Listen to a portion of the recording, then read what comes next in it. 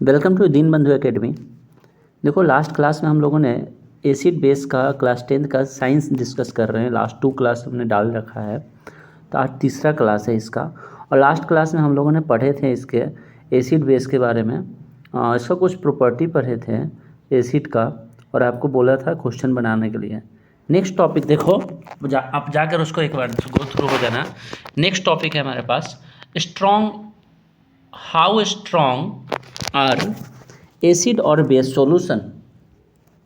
It means acid और base का solution strong कैसे होता है।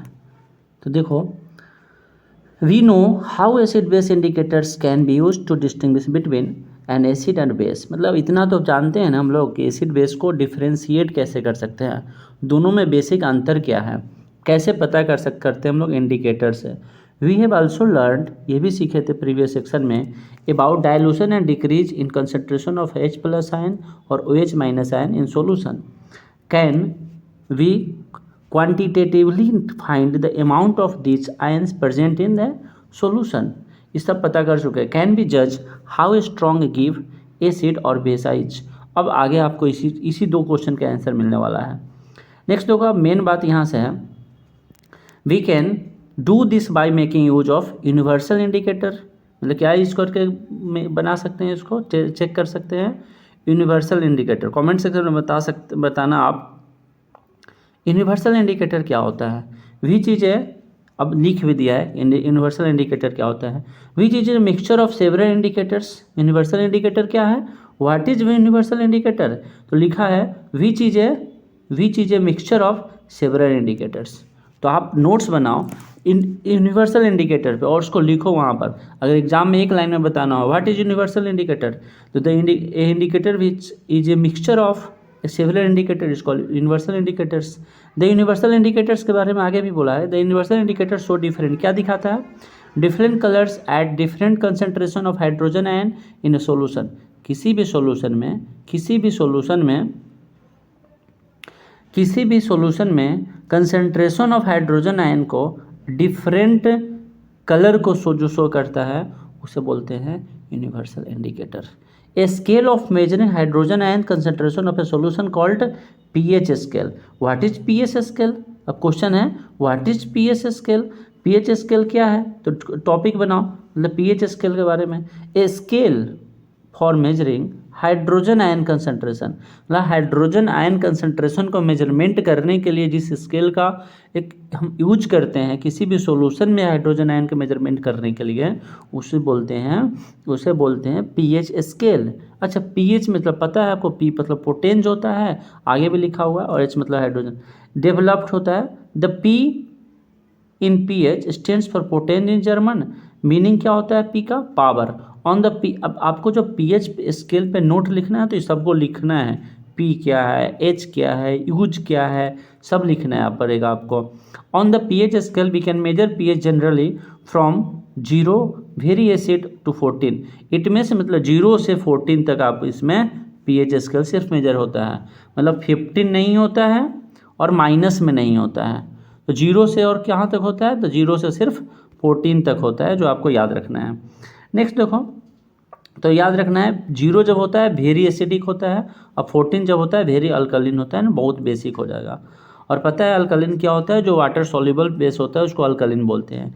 PH should be thought of simply as a number, मतलब सिर्फ इसमें नंबर होता है, इसका यूनिट नहीं होता है। विच इंडिकेट्स द एसिड और basic nature of a solution.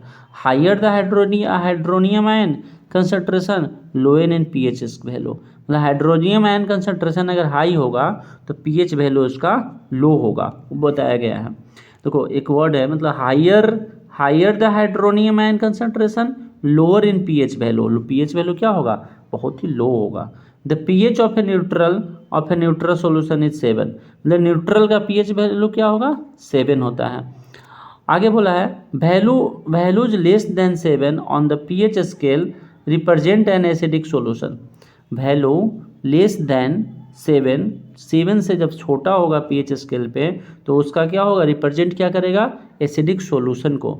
As the pH value increase, जैसे पीएच वैल्यू बढ़ेगा 7 से 14 की तरफ, तो उसको क्या रिप्रेजेंट करेगा, वो hydroxide ion OH ion concentration को रिप्रेजेंट करेगा उस सॉल्यूशन में, that is increase in the strength of alkali generally paper impregnated with the universal. ये तो दूसरा बात हुआ। अब आपको क्या याद रखना है कि देखो मेन कॉन्सेप्ट है कि जीरो से 7 जाएगा तो वो क्या होगा, एसिडिक होगा, और 7 से ज़्यादा होगा तो क्या होगा, बेसिक होगा। This is pH scale. PH scale में पी क्या है, पोटेंज, एच क्या है, हाइड्रोजन आयन को रिप्रेजेंट करता है। अब देखो यहाँ पे देखो वाटर का पीएच वैल्यू 7 होता है, इसलिए वाटर टेस्टलेस होता है। न्यूट्रल है मतलब क्या, टेस्टलेस है, और टेस्टलेस है it means what, pH value 7 है। और जब एसिडिक नेचर का बात करेंगे तो उसका क्या होगा, उसका होगा 7 से छोटा, मतलब इधर क्या है आपका 7 से छोटा है, मान लो 6 है, 5 है, 4 है, 3 है, 2 है, 1 है, 0 है, तो 0 तक है। यहाँ पे देख लो 0 और 7 के बीच में होगा तो क्या होगा, एसिडिक होगा। लेकिन अगर लेस देन 4 होता है, आप दूसरे कोई बुक पर हो गए वहाँ पे दिया हुआ है, लेस देन 4 होता है वो स्ट्रॉन्ग एसिड होता है।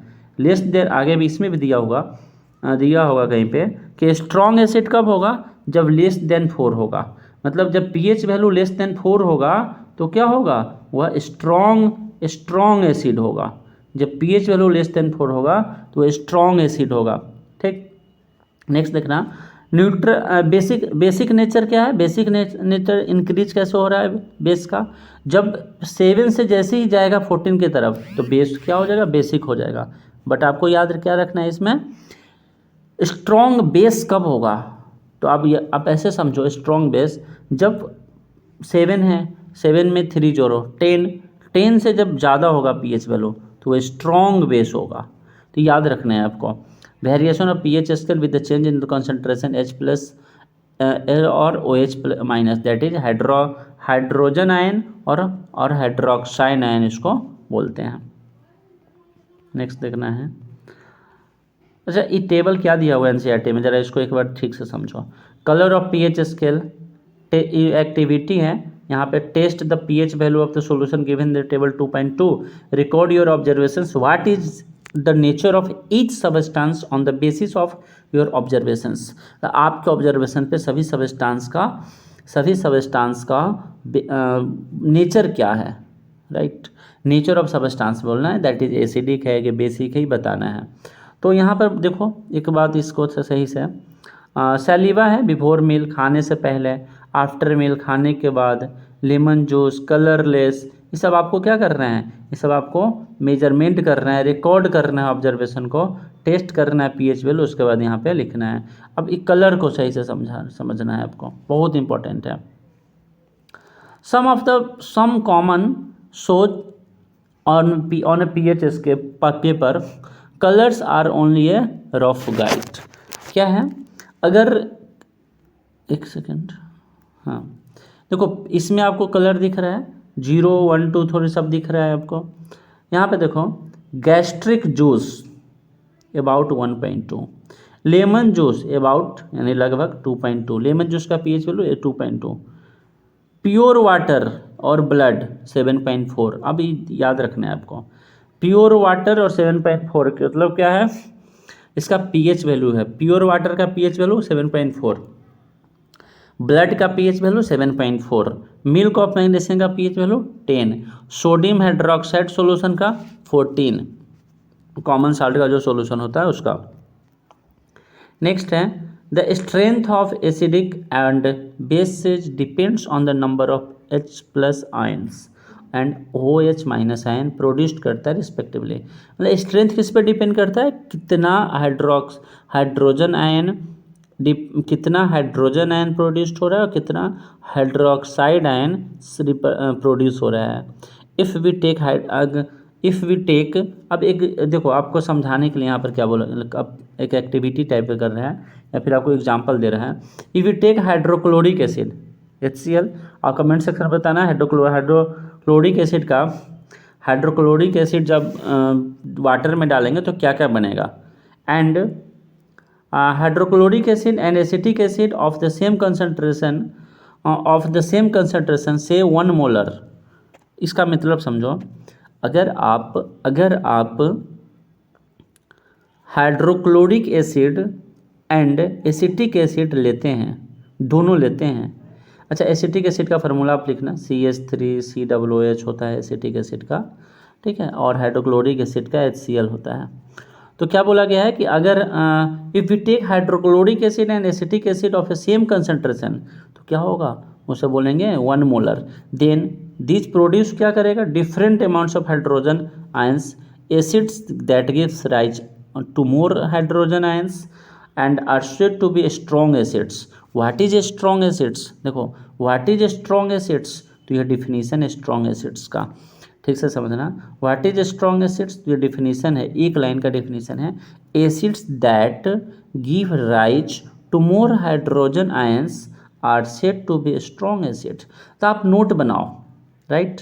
मैं जब भी इसको रीड ऐसे करने का पीछे पर्पस यही है कि आपको मैं समझा सकूं लाइन बाय लाइन को कि कहाँ पे आपको नोट रखना है, कॉपी में कहाँ पे उसको नोट डाउन करना है।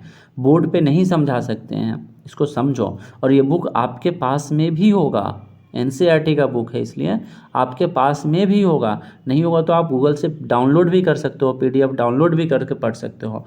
और इसको लिखो, इसको पॉज करो वीडियो को, कॉपी में लिखो, what is strong acid, the acids that give rise to more hydrogen ions, यानी H+ ions are said to be strong acids. और सेकेंड लिखो वीक एसिड्स, देखो acids that give less hydrogen ions are said to be weak acid. जो less hydrogen ion produce करेगा weak acid होगा, और more hydrogen ion produce करेगा strong acid होगा। यहाँ पे क्वेश्चन है कि वीक एसिड का, देखो वीक एसिड का pH वैल्यू क्या होगा।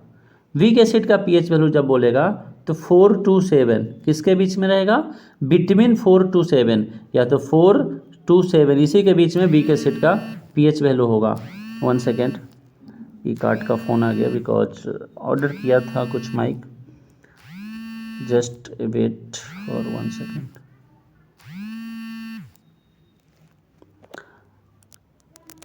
Sorry for disturbance.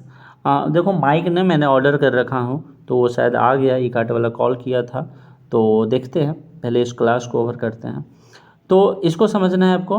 अच्छा, यहाँ पर बोल रहा था, चलो कि वीक एसिड का, 1 सेकेंड,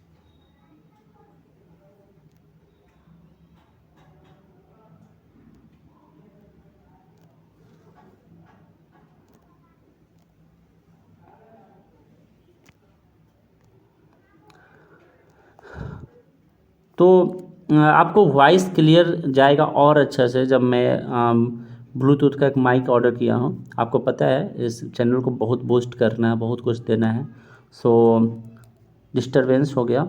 बट हाँ, हम लोग क्या डिस्कस कर रहे थे, देखो स्ट्रॉन्ग एसिड का pH वैल्यू किसके किसके बीच होगा, pH वैल्यू, और वीक एसिड का pH। तो स्ट्रॉन्ग का आपको याद रखना है 0 to 4, स्ट्रॉन्ग एसिड का pH वैल्यू 0 से 4, वीक एसिड का pH वैल्यू 4 से 7, बस हो गया। और दोनों का दोनों डिफिनीशन आपको नोट करना है।